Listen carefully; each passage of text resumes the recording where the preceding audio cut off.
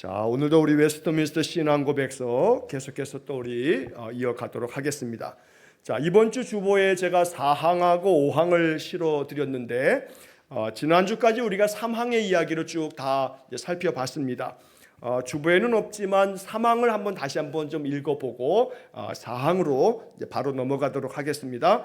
자, 지금 우리가 16장 선행에 관하여 라고 하는 부분을 지금 살피고 있습니다. 3항의 내용이 이랬습니다. 지난주까지 우리 했던 거 다시 한번 복습하는 마음으로 한 번만 다시 한번 읽어보겠습니다. 그들이 선을 행할 수 있는 힘은 조금도 그들 자신에게서 나온 것이 아니라 전적으로 그리스도의 영에서 나온 것이다. 선을 행한다라고 하는 것이 우리의 의지나 우리의 어떤 결정, 결단 이런 것으로 되는 것이 아니라 전적으로 그리스도의 영으로 하나님의 성령의 감동 안에서 우리가 이런 일을 행할 수 있다. 다시 한번 말씀드립니다만 여기서 말하고 있는 선행이라고 하는 것은 도덕적이고 윤리적인 그런 착한 일 이런 것을 얘기하는 것이 아니라 하나님의 기준에서 하나님이 선하다 하시는, 다시 말하면 하나님이 기뻐하시는 그러한 어떤 기준에서 선을 이야기하고 있는 겁니다. 자, 그래서 또한 선을 행할 수 있으려면 이미 받은 은혜 이외에 동일한 성령의 실제적 영향이 필요하다. 그러니까 이미 받은 은혜, 우리가 칭의, 믿음으로 말미암아 의롭게 되어지는 이 칭의를 받았지만, 그래서 이 은혜로 말미암아 믿음으로 구원을 받았다는 에베소서 2장 말씀처럼 우리는 이미 받은 은혜가 있어요. 하나님 자녀되는 은혜를 얻었어요. 그러나 하나님의 자녀되는 은혜를 얻었다 해서, 자녀가 되었다고 해서 하나님 앞에서 선을 행하는 그런 선행의 삶을 살아가는가? 우리가 교리적으로 말하면 칭의가 되었다고 해서 자동적으로 성화가 되는가? 그건 아니라는 거예요. 그러니까 칭의의 은혜를 받았다 하여도 성화되려면 동일한 성령의 실제적인 영향이 필요하다.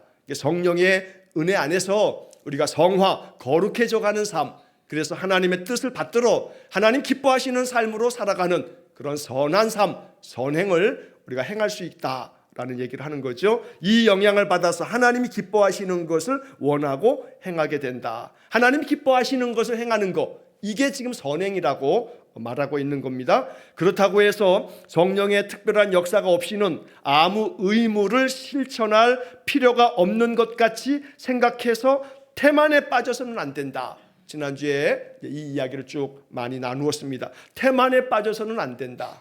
선행을 하는 것, 하나님이 기뻐하시는 것을 우리가 행하는 것이 우리 자신에게서 나오는 것이 아니라 전적으로 그리스도의 영에서 나온다고 해서 나는 성령의 특별한 역사가 없어, 그렇기 때문에 나는 이러한 것들을 행할 의무가 없어, 이렇게 말하면서 태만에 빠져서는 안 된다 라고 얘기하고, 오히려 그들 안에 있는 하나님의 은혜를 분기시키도록 노력해야 할 것이다 하고 지난번에 사막의 마지막 부분의 이야기를 우리가 읽었습니다.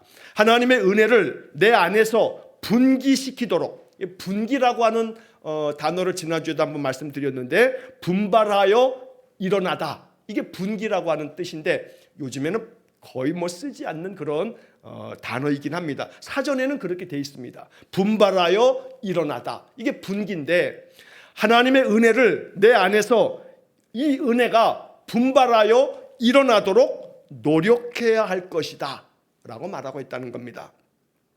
노력하지 않으면 안 돼요. 그러면 하나님이 기뻐하시는 것을 할 수가 없어요. 그러면 성화의 은혜를 우리가 누릴 수가 없어요. 그러니까 칭의는 그 은혜로 인하여 믿음으로 말미암아 우리가 구원함을 얻는, 그래서 의롭게 되어지는 칭의의 은혜를 얻지만, 성화까지도 여기서 말하는 것처럼 우리에게서 나오는 것이 아니라 그리스도의 영에서 나온다 했기 때문에 성령의 그 은혜로, 성령의 그 임재하심으로 우리가 거룩한 삶으로 나아갈 수 있게 되지만, 그렇다고 해서 성령의 역사가 없으니 나는 그럴 의무가 없다라고 태만에 빠져서는 안 된다. 오히려 우리는 우리 안에 하나님의 은혜가 분기되도록, 이것이 분발되어지도록 노력해야 된다. 나 자신에게도 노력해야 되고 서로가 분발할 수 있도록 분기시키는 노력을 해야 된다는 거죠. 교회 공동체의 삶이라는 게 그런 거예요. 우리가 가나안 신자들이 요즘에 점점 많아지잖아요. 코로나 이후로 옛날에는 한 20% 정도가 가나안 신자다 이제 이렇게 얘기했는데 지금 30%가 넘는다 다 공공연하게 그렇게 얘기합니다. 그러니까 교인들이 교회 안 나가도 되더라. 코로나 3년을 겪고 나니까 코로나 때 다 비대면 예배를 드리면서 그게 뉴 노멀 뭐 이랬단 말이에요. 이제 새로운 어떤 그런 이 일상이 될 것처럼 얘기하면서 비대면 예배를 드렸어요. 불가피하게 그럴 수밖에 없었어요.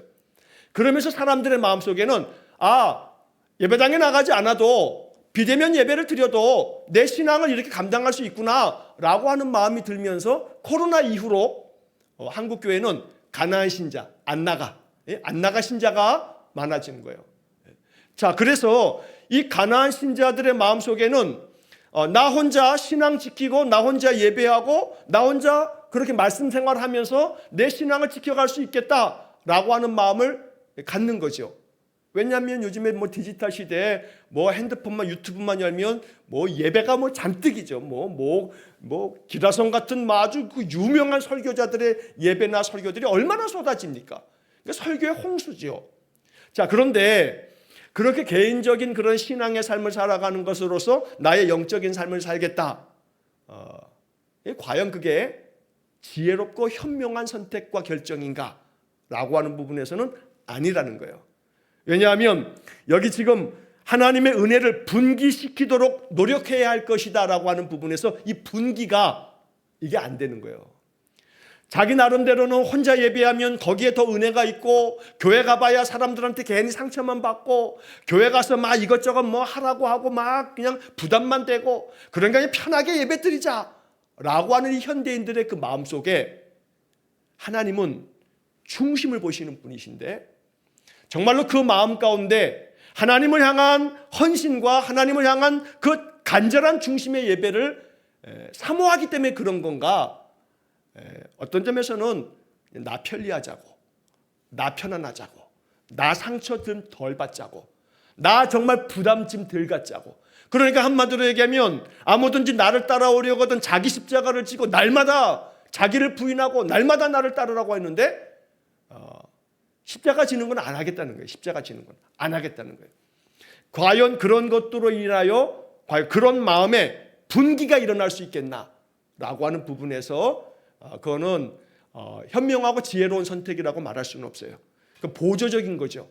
디지털 매체는 보조적인 거예요. 이것이 메인이 될 수는 없어요. 그래서 우리는 여기서 그들 안에 있는 하나님의 은혜를 분기시키도록 노력해야 할 것이다. 이 노력이라고 하는 부분이 우리의 마음속에 이렇게 와 닿아야 돼요. 그래서 내가 노력하지 않으면 이게 안 되는 거예요. 우리가 이제 하나님의 뜻이니라라고 하는 표현으로 나와 있는 성경 구절 중에 잘 알고 있는 것이 데살로니가전서 5장에 나오는 항상 기뻐하라, 쉬지 말고 기도하라, 범사에 감사하라. 이게 하나님의 뜻이라고 이제 우리가 이제 이해하고 그 말씀을 받는데 항상 기뻐하라, 쉬지 말고 기도하라, 범사에 감사하라. 항상 기뻐요? 기쁠 게 있어야 기쁘죠. 뭔가 기쁜 어떤 것이 있으면 기쁜 마음이 저절로 들어요. 막 웃음이 나오고 막 기뻐요. 이 기쁨이라고 하는 것이 많은 경우에 저절로 막 기뻐지기보다는 어떤 조건이 생겨졌을 때 기뻐지는 경향이 많죠. 감사도 마찬가지예요. 범사에 감사하라. 이게 쉽지 않단 말이에요. 범사에 감사가 잘 안 돼요. 감사의 조건, 어떤 감사의 이유가 발생하면 아이고 감사하다라는 마음이 저절로 나오지만 그냥 모든 부분에 범사에 항상 감사가 잘 안 되죠. 그래서 기뻐하라, 감사하라 그 중간에 뭐가 있냐면 기도하라가 있어요. 기도하라. 왜냐하면 이 기도하라는 저는 그렇게 이 말씀을 이해하고 이야기를 하죠. 항상 기뻐하라, 범사에 감사하라. 이게 되려면 뭐가 있어야 되는 거예요? 기도가 돼야 돼요. 기도는 우리의 신앙의 삶에서 여기 말하고 있는 것처럼 분기시키도록 노력해야 할 것 중에 아주 중심이 뭐냐면 쉬지 않고 기도하는 거예요. 기도가 늘 우리 안에서 그침없이 노력이 되어질 때 우리 안에 분기가 되어지면 그러면 나타나는 게 뭐냐면 기쁨이 나타나고 감사가 나타나는 거죠. 그러니까 이 데살로니가 전서 5장에 나오는 항상 기뻐하라, 쉬지 말고 기도하라, 범사에 감사하라 라고 하는 부분에서 저는 개인적으로 이걸 해석할 때 가운데 기도가 있다라고 하는 게 중요하다. 가운데 기도가 있다는 게 중요하다. 이게 몸통이다 라고 그렇게 재해석하는 거예요. 새가 하늘을 나르려면 두 날개가 있어야 돼요. 두 날개가 있어요. 수레가 앞으로 가려면 바퀴가 2개가 있어야 돼. 이 바퀴 중에서 어느 것 하나가 더 크면 얘는 빙글빙글 돌죠. 몸통이, 새가 몸통이 있지만 그 몸통에 두 날개를 펄럭이면서 그러면서 하늘을 나누는데, 우리의 인생의 삶의, 신앙의 삶에 아주 축복된 영성은 기쁨과 감사거든요. 기쁨과 감사만 있으면 뭐 문제될 게 없어요. 근데 이게 잘 안 되죠. 우리의 영성이 날마다 기뻐하고 날마다 감사하기가 어렵단 말이에요. 그게 어려우니까 우리의 신앙의 삶, 우리의 영성을 분기시키도록 노력해야 할 것 중에 핵심은 뭐냐면, 쉬지 말고 기도해라. 기도해라. 왜 중간에 기뻐하라, 그리고 감사하라, 요 중간에 쉬지 말고 말씀 봐라 라고도 할 수 있잖아요. 쉬지 말고 말씀 봐라 라고도 할 수 있는데, 말씀 봐라 라고 하는 것 대신에 바울이 쉬지 말고 기도하라 라고 하는 것을 두 번째 중간에다 딱 넣어놓은 것이 아마 분명히 이유가 있을 거라고 생각이 돼요. 데살로니가 교회에게 보낸 이 편지를 보내고 아마 바울과 바울의 그 제자들은 이 이야기를 설교하면서 많은 얘기를 하지 않았겠어요? 이 항상 기뻐하라, 쉬지 말고 기도하라, 범사에 감사하라. 바울은 이것을 편지를 보내면서도 그게 무슨 뜻입니까? 라고 누가 물어보면 바울이 이걸 막 설명해 줬을 거예요. 가끔씩 그런 생각이 들어요. 그 당시에 녹음기가 있었으면 얼마나 좋았을까. 바울의 이야기를 다 녹음해가지고 이걸 쓴 사람이 뭐라고 이걸 왜 썼는가를 다 바울의 설교를 들을 수 있었다면 얼마나 좋았을까 하는 마음이 가끔 들기도 해요. 바울의 많은 이야기 가운데 아마도 제 마음속의 묵상은 가운데 왜 두 번째 기도하라고 얘기했는지 아냐? 기뻐하라, 감사하라가 되려면 분기시키도록 노력해야 돼. 무슨 노력? 기도의 노력을 해야 돼 라고 얘기하지 않았을까? 이건 제 해석입니다. 제 해석인데, 마음 가운데 저는 그 말씀을 그렇게 해석하고 그렇게 마음속에 묵상한다는 거죠. 자, 그래서 선행에 대한 이야기의 3항은 마지막 부분에서 태만에 빠져서는 안 된다, 분기시키도록 노력해야 할 것이다. 이 두 개의 문장을 우리가 다시 한번 복습하면서 반복해서 마음에 좀 담아두면 좋겠습니다. 자, 이제 4항으로 넘어가겠습니다. 4항은 문장이 좀 짧습니다. 4항 보고 우리 또 시간이 되면 5항까지도 좀 넘어가겠는데, 자, 4항의 문장을 보시면 복종을 통해서 이 생에서 할 수 있는 가장 높은 정도의 선행에 도달할 수 있는 사람이라도 잉여분의 공덕을 세운다든가 하나님이 요구하시는 것보다 더 할 수 있는 것은 아니므로 그들이 마땅히 해야 할 의무를 다하기에 훨씬 못 미친다. 문장은 한 문장으로 되어 있어요. 이거 좀 나눠서 좀 번역을 하면 좀 이해하기가 좋았을 것 같은데, 자, 먼저 보면 복종을 통해서, 복종이라고 하는 말이 조금 이제 느낌상 그냥 무조건 복종해 라고 이렇게 들리신다면 이 부분의 번역을 어떤 번역들을 보면 순종이라고 번역하는 경우도 있어요. 그건 뭐 그닥 그렇게 중요하지 않아요. 하나님 앞에서 우리는 복종해야 돼요. 창조주 앞에서 우리는 그냥 복종이지, 거기다 뭐 하나님 내 동의를 받아서 내가 원하는 건 할게요, 뭐 내가 원치 않으면 그냥 안 하고요, 뭘 복종해요. 나한테 자유의지를 주셨는데. 우리는 그럴 수 없어요.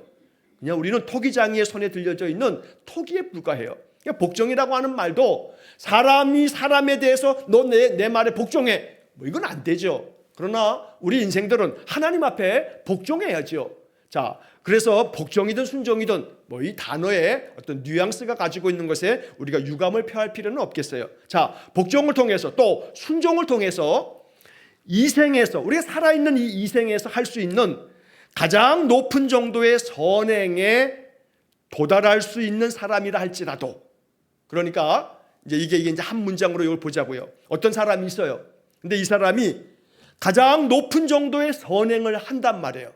이 정도에 도달을 한 사람이 있어요. 만약에, 자, 이 생에서 할 수 있는 사람으로서, 우리 이 육신을 가지고 살아가는 사람으로서 할 수 있는 가장 높은 정도의 그러한 선행에 도달하는 사람이 있다고 치더라도, 그런 사람이 물론 있죠. 뭐 마더 테레사, 또 많은 성인들의 그런 이야기들을 보면 정말 대단히 높은 정도의 그런 선행을 한 사람들이 있죠.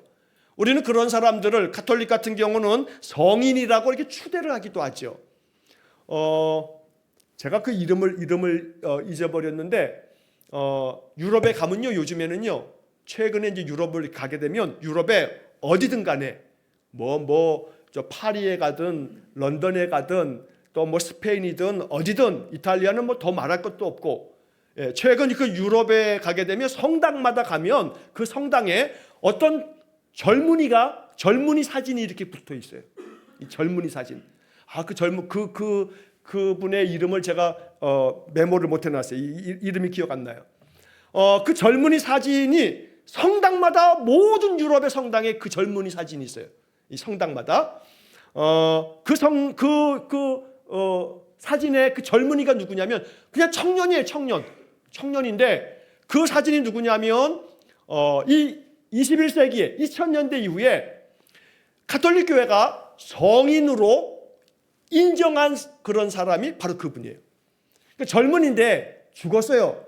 근데 성인이 이분이 이 젊은이가 아주 살아가는 동안에 선한 일을 했어요. 여기 말한 것처럼 선행을 했어요. 하나님 기뻐하시는 일을 했어요. 아주 참 귀한 일들을 했는데, 그런데 그가 죽고 난 다음에 그의 죽음 이후에 그 사람의 죽음을 기리면서 사람들이 기도하고 또 그런 것들을 통해서 나타나는 이적, 표적이 있었어요. 기적들이 나타난 거예요. 그러니까 가톨릭 교회가 공식적으로 교황청에서 성인으로 그 공적을 조사를 해요.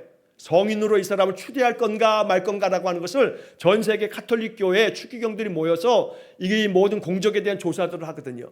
그러니까 그 공적 조사 중에 중요한 것은 뭐냐면 그 사람이 죽고 난 이후에 그 사람의 죽음으로 말미암아서 기적들이 나타났는가, 그 기적들이 구체적으로 실사를 통해서 확인된 그 기적의 건수가 여러 건들이 있어야 되고 정해져 있는 어떤 기준이 있어요.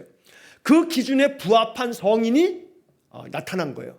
그래서 그 젊은이를 성인으로 추대해가지고 가톨릭 교회 성당에 가면 지금 유럽에 있는 거의 모든 성당들은 그 젊은이 이렇게 배너라든가 뭐 사진들이 이렇게 다 걸려 있어요. 그래서 그의 공적을 또 기리게 되죠. 자, 이 이야기 속에 사항은 그런 얘기를 하고 있어요. 가장 높은 정도의 선행에 도달할 수 있는 사람이 있다고 쳐요. 그런 사람이라 할지라도, 그렇게 선행이 굉장히 높은 가톨릭 교회가 성인으로 추대한 사람이라 할지라도 그 다음에 잉여분의 공덕을 세운다든가 하나님이 요구하시는 것보다 더 할 수 있는 것은 아니므로, 이 말을 쉽게 얘기하면 잉여분의 공덕을 세운다든가, 이 말은 지난번에도 한번 설명드린 것처럼 가톨릭 교회 신학 중에 하나가 뭐냐면 공로 잉여설이라고 하는 것이 있었어요. 뭐 있었다라고 말하는 것이 지금 없는가, 뭐 없는 건 아니에요. 근데 잠시 그건 설명을 드릴게요. 자, 공로 잉여설이라고 하는 게 뭐냐면 지난번에도 한번 말씀드린 것처럼 가톨릭의 신학 안에는 오랫동안에 구원에 필요한 것보다, 내가 구원받을 때 필요한 것보다 더 많은 공로를 쌓았어요. 선행을 했다 이 말이에요. 하나님 기뻐하시는 일을 했어요. 그래가지고 나의 이 공로가 나 자신을 구원하는 데 필요한 것보다 훨씬 더 많아요. 그러면 그 많은 공로가 어디에 쌓이냐면 하늘에 이 공로를 쌓아두는 창고에, 공덕 창고, 어떤 공로와 덕을 쌓았다라고 하는 이 공로 창고에 그게 쌓여요. 그런데 그 쌓여있는 그 공로가 너무 많아요. 이 사람 자기 자신에게 상급받고 구원받는 것보다 훨씬 많아요. 남는 공로, 그걸 잉여 공로라고 말해요. 그 잉여 공로를 다른 사람들에게 나누어 줄 수 있다라고 가르치는 게 잉여 공로설이에요. 가톨릭 교회는 거의 2000년 동안 이 교리를 자신들의 그 교리 체계 안에 아주 명문화 시켜놨어요. 공로가 잉여된다는 거예요. 이 공로 잉여설. 이걸 좀 더 어려운 말로 표현하면 우리가 일반적으로 쓰는 말은 아닌데 성인 통공이라고 하는 말을 써요. 이 통공이라고 하는 말은 가톨릭 교회가 지금도 사용하고 있는 단어이기도 해요. 자, 이 통공이라고 하는 말은 뭐냐면 통한다는 거예요. 통한다는 거예요. 뭐가요? 공로가. 그러니까 공로가 통한다라고 하는 것은 가톨릭 교회 안에 지금도 어떤 교리를 가지고 있냐면 교회 안에 모든 성도들은 바울이 얘기한 것처럼 우리는 다 그리스도가 머리가 되시고 우리는 다 교회는 주의 몸이고 성도들은 다 지체다고 말하잖아요. 다 한 지체야. 그러니까는 바울이 얘기한 것처럼 우리 모두가 다 한 지체다 보니 머리 대신 그리스도의 몸으로서 교회가 몸이기 때문에 교회 모든 성도들 한 지체이기 때문에 지체들끼리는 다 연결되어 있잖아요. 손하고 몸통하고 다리하고 다 이 한 몸으로 연결되어 있단 말이에요. 통한다 이 말이에요. 통한다. 그래서 그렇기 때문에 모든 지체가 그리스도 안에서 한 몸이기 때문에 모든 지체가 다 통하여 연결되어 있듯이 공로도 마찬가지다. 그래서 어느 한쪽의 공로가 다른 쪽으로 다 연결되어 통하여 있다. 그래서 성인의 공로가 통한다. 그래서 통공이라고 하는 말을 써요. 통공. 자, 이렇게 가톨릭의 신앙은 공로가 남는다. 남는 공로가 다른 성도들에게도 통해서 그 공로를 다른 사람들에게도 나눠줄 수 있다. 그렇기 때문에 가톨릭 교회는 이콘, 아이콘이라고도 말하고 이콘, 성인들의 사진들을 거두는 거예요. 유럽의 성당들에 가면 성당 안에 보면 성인들의 동상이 무지무지하게 많아요. 아유, 막 그냥 정신사나워요, 정신사나워. 그냥 성인들의 동상이 그냥 쫙 서 있어요. 그냥 가득 서 있어. 그러면 그 성인들이 예배당 안에 성인들의 동상을 다 세워놨어요. 성인들의 그 남은 공로가 예배하는 예배자들에게 그 공로가 다 통하기 때문에 그렇게 예배당 안에 성당 안에 성인들의 그 동상들을 다 이렇게 세워두는 겁니다. 그런 어떤 신학적인 이유가 있다는 거죠. 자, 그러다 보면 여기 지금 이 사항에서 얘기하는 건 그걸 다 배격하는 거예요. 아니다. 성인들에게 남아있는 그 잉여분의 공로, 이거를 공로를 어떤 사람들이 이 생에서 복종을 통해서 가장 높은 정도의 선행에 도달할 수 있는 사람이라 할지라도 그 잉여분의 그 공덕, 그 공로를 아무리 세워도 하나님이 요구하시는 것보다 더할 수는 없다. 그러니까 아무리 그 성인이 굉장히 많은 공로를 쌓았다고 해서 그 공로가 잉여 남는다 할지라도 하나님이 요구하시는 것보다는 더할 수 없다. 더하는 것은, 더할 수 있는 것은 아니다 라고 말하는 거예요. 그러니까 아무리 인간들이 착해봐야, 아무리 인간이 하나님 기뻐하시는 선행을 가장 높은 정도의 선행에 도달한다 할지라도 하나님이 요구하시는 것보다는 미치지 못한다.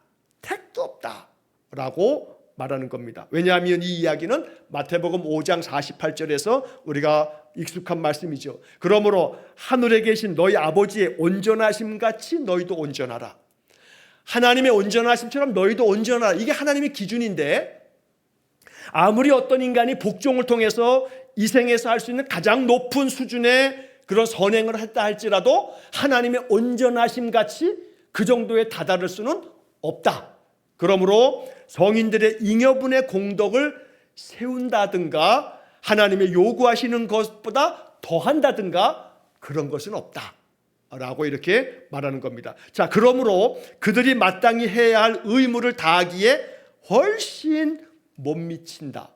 그러니까 성인조차도 하나님 앞에서 마땅히 행해야 할 의무를 이거 나는 다 했어. 다 한 것뿐만 아니라 난 남어. 이 남는 잉여 공로를 다른 성도들에게 나눠줄 수도 있어. 이건 택도 없는 소리다 라고 가톨릭 교회의 잉여 공로서를, 공로 잉여서를 이 사항에서는 개혁교회가, 개신교회가 그것은 말도 안 돼 하고서 공로 잉여서를 다 깨뜨려 버리는 이 이야기가 사항의 이야기예요. 그러니까 가톨릭 교회는 이거 좋아하지 않죠. 왜냐하면 가톨릭 교회는 지금도 통공을 얘기하고 있으니까.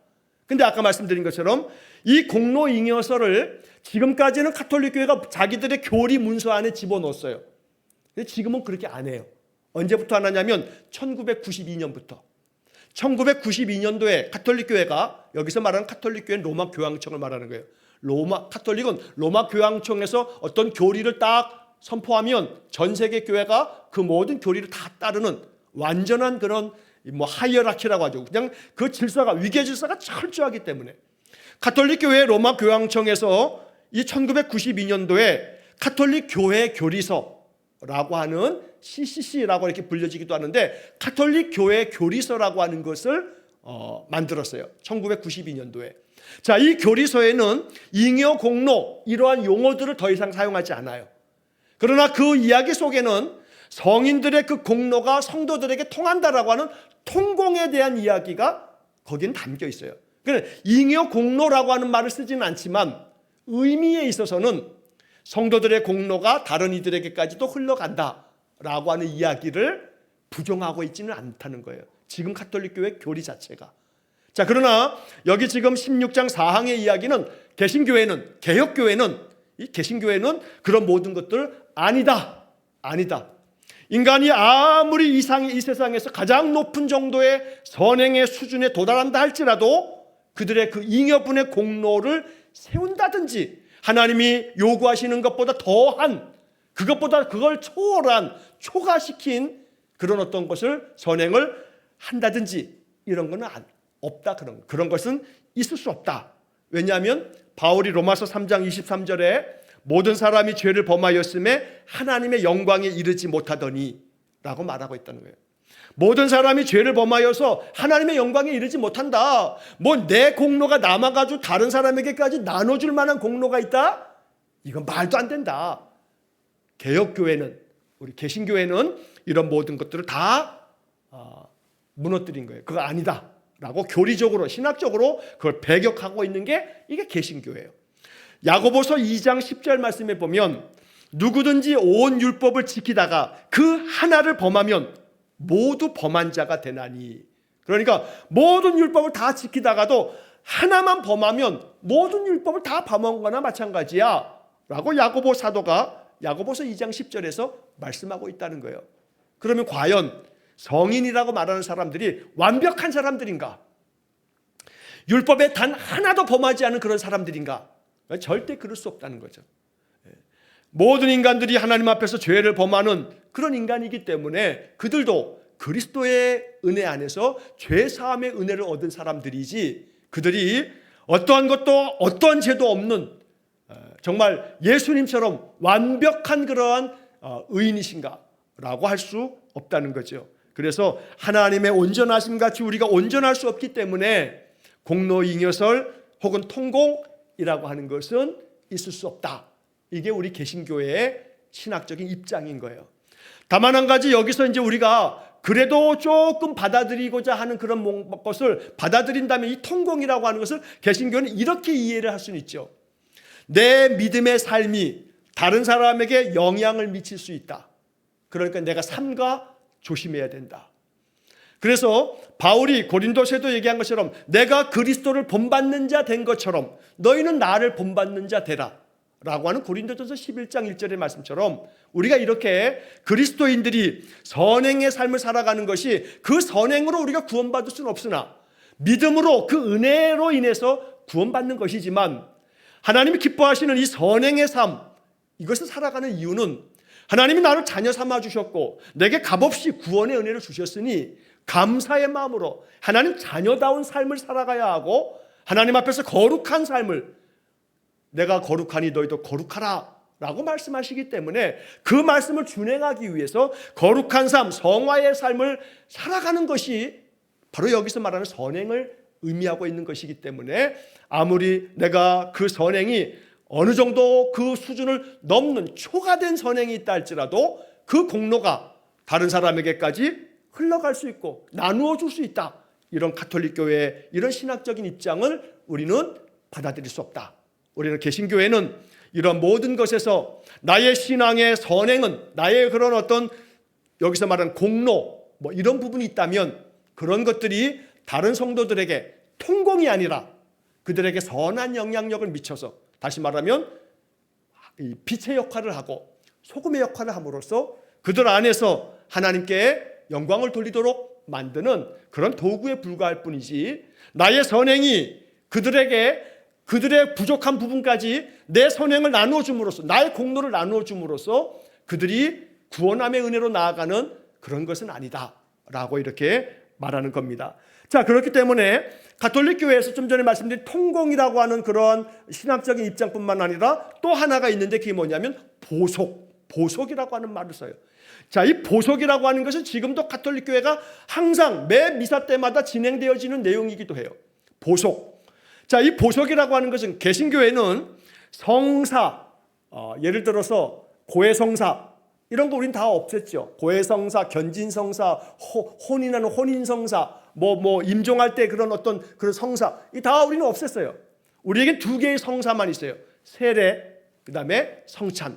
개신교는 이 두 개의 성사만 놔두고 나머지는 다 없애버렸어요.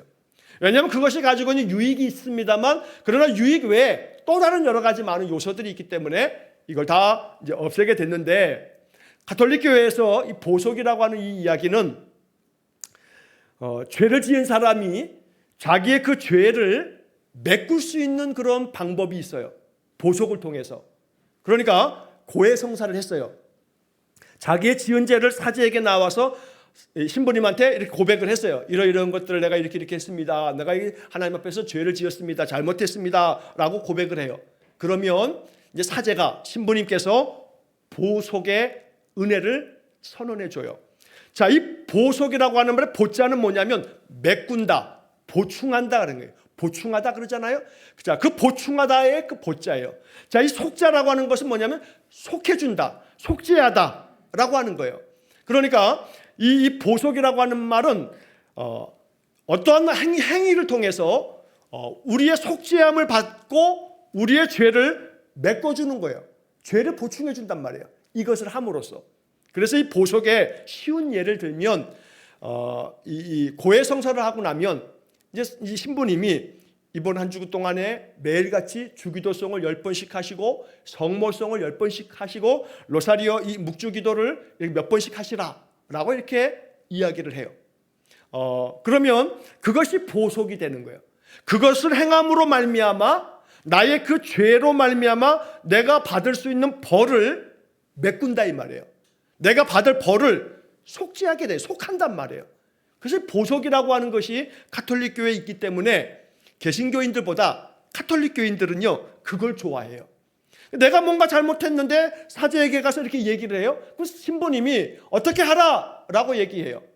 그러면 그 어떻게 하라 이야기 중에 미사에 참여해라 라고 이렇게 또 보속을 해줘요. 그럼 미사에 계속해서 참여하는 거예요. 안 나왔던 사람이. 그러니까 안 나왔던 사람이 고해성사를 한번 하게 되면 사제가 미사에 참여하라, 몇 번을 참여하라 이렇게 하면 미사에 참여해야 되고, 또 말씀드리던 주기도, 또 성모송, 또 자선을 행하라, 헌금을 이렇게 하라, 또 봉사를 하라라고 하는 그런 보속을 명하게 돼요. 그럼 성도들은 그 보속을 행하게 되면서, 그러면서 마음속에 내가 이렇게 지은 죄를 메꾼다, 그것으로 인해서 이제 벌을 받지 않도록 내가 이걸 행함으로써 메꾸는 거, 그래서 이것을 속죄함을 받는 거, 이것을 보속이라고 말하는데, 결국 그 보속이라고 하는 것도 오늘 이 사항의 이야기에서 결국 사람들의 마음속에, 가톨릭 신자들에게 있어서 이것이 그들 나름대로의 신앙적 입장으로 그걸 받아들이면서 그들은 거기에서 만족함이 있죠. 얼마나 좋아요. 어떤 죄를 지었는데 주기도성 몇 번을 하고 금식을 몇 번 하고 미사에 몇 번 참여하고 또 어떤 행위들을 하고 나면 이게 보속이 되니까, 그러니까 마음속에 자유함이 있잖아요. 평안함이 있단 말이에요. 그래서 가톨릭 신자들은 그런 보속의 은혜를 아주 신앙적으로 좋아해요. 개신교회는 그걸 다 없애버렸어요. 그렇게 주기도성 몇 번 부르고 노래하고 성모성 부르고 어떤 봉사를 하고 금식을 하고 또 예배 몇 번 참여하고 이런 것으로서 보속이 된다고 우리는 그렇게 인정하지 않는 거예요. 죄사함은 우리의 진심 어린 이 고백의 회개를 통해서 예수 그리스도의 피의 공로로 우리가 죄사함의 은혜를 얻는 것이지, 내가 이렇게 보속을 했다고 해서 내가 주기도를 몇 번 하고 성모성을 몇 번 부르고 금식도 하고 미사도 참여하고 이렇게 했다고 해서 나의 죄에 대한 벌을 메꾼다, 속함을 받는다, 이거 있을 수 없다라고 하는 것이 개신교회의 입장이라는 겁니다. 자, 그래서 이 사항은 통공, 보속 이런 부분의 이야기를 하고 있는 건데, 개신교회는 이런 것들을 다 아니다라고 말하는 게 개신교의 신학이다라고 하는 것을 좀 어려운 단어를 설명을 드렸습니다만 여러분들 한 번쯤 이걸 듣고 또 이해하고 넘어가야겠습니다. 자, 그래서 이제 사항의 마지막 문장을 보면, 그러므로 그들이 마땅히 행해야 할 의무를 다하기에 훨씬 못 미친다 라고 말해요. 아무리 가장 높은 정도의 선행에 도달하는 사람이 있다 할지라도, 그들이 쌓은 공로가 넘쳐서 잉여분의 공덕이 있다 할지라도 그것이 결코 하나님이 요구하시는 것을 초과할 수 없기 때문에 자기들이 마땅히 행해야 할 의무를 다했다라고 말할 수 없다.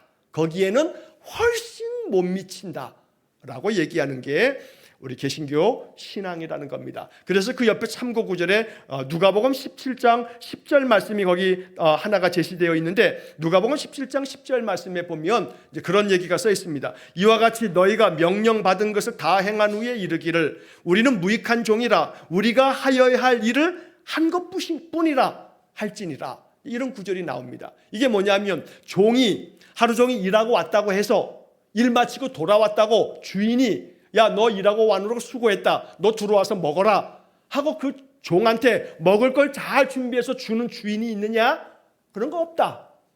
종이 하루 종일 다 일하고 왔어도 여기 지금 말한 것처럼 우리는 명령받은 것을 다 행하였을 뿐입니다. 우리는 무익한 종입니다. 우리가 해야 할 일을 한 것뿐입니다 라고 말하는 게 그게 종이다 라고 예수님께서 그 비유를 말씀하신 건데, 여기 오늘 이 5항의 이야기가 바로 그런 이야기를 하고 있다는 겁니다. 아무리 우리가 공로가 넘치는 공로, 잉여 공로가 있다 할지라도 하나님 앞에 나아갈 때 내가 이렇게 넘치는 공로가 있어서 다른 신자들에게 이걸 좀 나눠줍니다, 나눠줄 만큼의 그런 거 없다.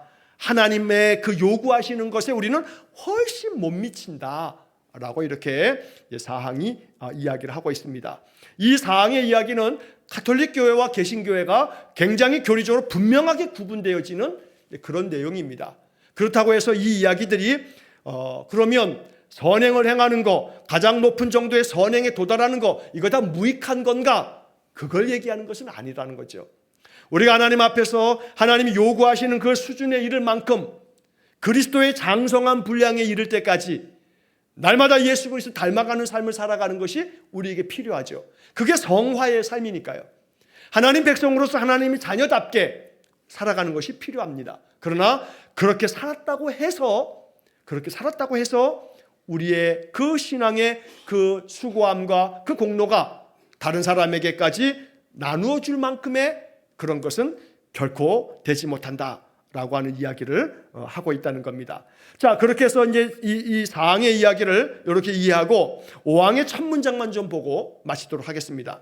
이게 이제 앞에 있는 것들하고 좀 이어지는 것이 이제 5항에 나오는데, 5항의 첫 문장만 보시면 우리는 우리의 최선의 행동들을 통해서도 죄의 용서나 하나님의 손에 있는 영생을 얻을 수 없다. 그러니까 지금 앞에서 4항에서 그런 얘기를 했죠. 이 생에서 할 수 있는 가장 높은 정도의 선행에 도달할 수 있는 사람이 있다 할지라도 하나님이 요구하는 것에는 훨씬 못 미친다. 그게 이제 4항이었는데 5항의 첫 문장은 우리는 우리의 최선의 행동을 통해서도 아무리 최선을 다한다 할지라도 죄의 용서나 하나님의 손에 있는 영생을 얻을 수는 없는 거다. 한마디로 말하면 우리가 선하게 하나님 기뻐하시는 일을 아무리 했다고 해서 그것 때문에 죄 용서함 받는 거 아니다 라고 말하는 거예요. 그러니까 죄 용서함은 어떤 것을 한다고 해서 죄 용서함을 받을 수가 없어요. 왜냐하면 우리의 죄가 너무너무 크기 때문에. 다만 이 죄 용서함을 받을 수 있는 유일한 방법은 죄가 없으신 예수 그리스도께서 우리를 대신해서 대속의 죽음을 죽으심으로 예수님의 그 십자가의 은혜로 말미암아 우리가 죄사함을 얻는 것이지, 그 어떤 선행, 최선의 행동을 했다고 해서 그걸 통해서 죄 용서를 얻을 수는 없다라고 얘기하는 것이 바로 우리 개신교 신앙의 아주 중요한 내용이 되는 겁니다. 그래서 우리는 인간의 선행으로 구원받는다, 착하게 살면 천국 가는 거지 아니라는 거예요. 착하게 산다고 천국 가는 거 아니라는 거예요. 착하게 산다고 천국 간다면 그 착한 기준이 어디까지냐 이 말이에요. 몇 점부터 천국 가는 거예요. 100점 돼야 천국 간다. 그 100점을 누가 기준을 세우냔 말이에요. 하나님이 기준을 세우는 건데, 그러니까 아까 마태복음 5장 48절처럼 하나님의 온전하심 같이 온전하라. 그럼 천국 가죠. 하나님만큼 그럴 수 있는 인간이 없다는 거죠. 아무리 우리가 최선의 행동을 한다 할지라도. 그렇기 때문에 우리의 선행으로 결단코 죄 용서함을 받을 수는 없고 하나님의 손에 있는 영생을 얻을 수도 없다는 거예요. 오직 우리가 영생을 얻고 구원의 은혜를 얻고 죄사함의 은혜를 얻는 것은 나를 위하여 십자가에 죽으신, 내 모든 죄를, 죄값을 대신 치르신 예수님의 그 십자가의 그 공로, 오직 공로를 얘기하자면 예수 그리스도의 공로, 예수님의 은혜로 말미암아 우리가 그 은혜를 믿음으로 받아들일 때, 내 죄를 예수님이 다 대속하셨다고 믿을 때 우리의 죄가 사함받는 것이지 선행으로 그리 될 수는 없다라고 말하는 거죠. 자꾸 혼동하면 안 돼요. 그러면 내가 예수를 믿음으로 선행으로 이 구원받으면 그러면 선한 삶, 선행은 안 해도 되냐? 그럴 수는 없다 이 말이에요. 칭의로 끝나는 건 아니라 이 말이에요. 구원은 믿음으로 얻게 되지만 믿음으로 구원받았다고 다 되는 거냐? 그 끝나는 거냐? 그 믿음을 하나님은 보여라.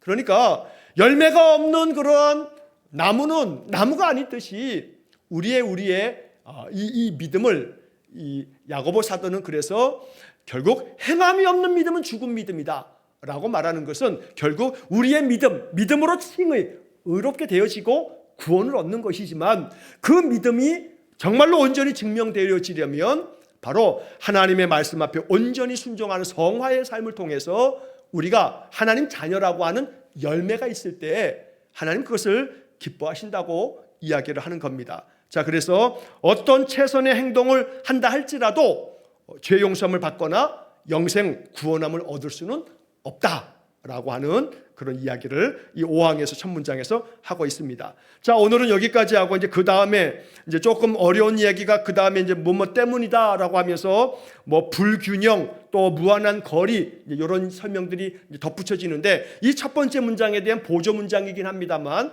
이것은 다음 주에 해야 그 다음 문장하고 또 이어지기 때문에 첫 번째 문장까지만 이야기를 오늘 나누겠습니다. 자, 이 4항의 이야기를 오늘 우리가 다시 한번 마음속에 깊이 생각하면서 결국 어떤 인간도 하나님이 요구하시는 그 수준까지 이룰 수 있는 인간은 없다.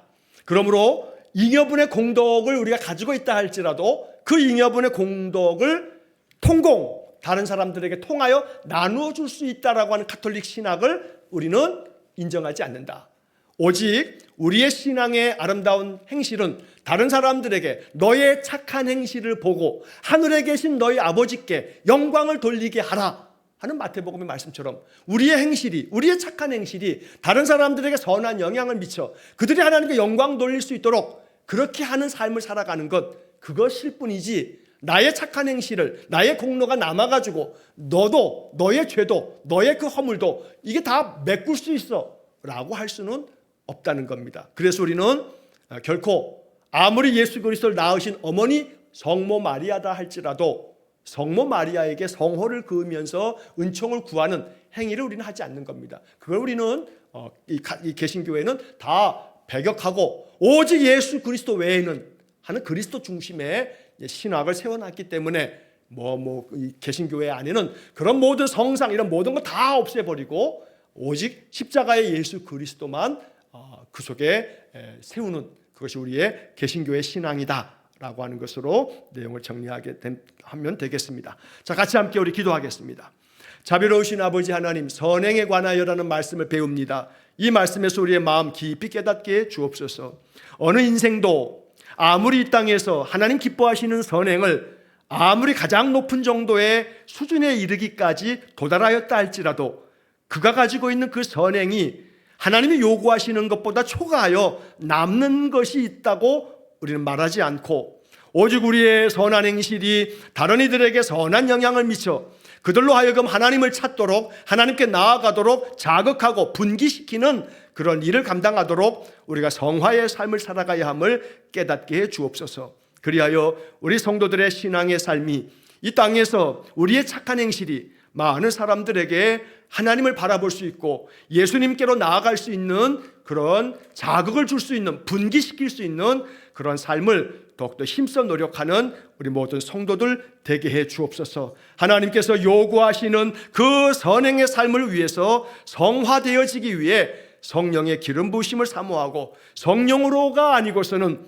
우리가 이러한 성화의 삶을 살아갈 수 없음을 고백하며 항상 늘 쉼없이 기도함을 통해 이 귀한 은혜를 누리며 살게 해 주옵소서. 오늘도 우리의 마음에 굳건한 믿음 허락해 주시기를 간절히 원하고 예수님 이름으로 기도하옵나이다. 아멘. 우리 구주 예수 그리스도의 은혜와 하나님 아버지의 극진하신 사랑과 성령의 교통하심이 오직 여호와의 그 거룩한 이름을 따라 늘 성화의 삶을 통해 영광 돌리는 삶을 살기를 소원하며 기도하는 머리 숙인 귀한 성도들 위해 영원토록 함께 하시길 축원하옵나이다. 아멘.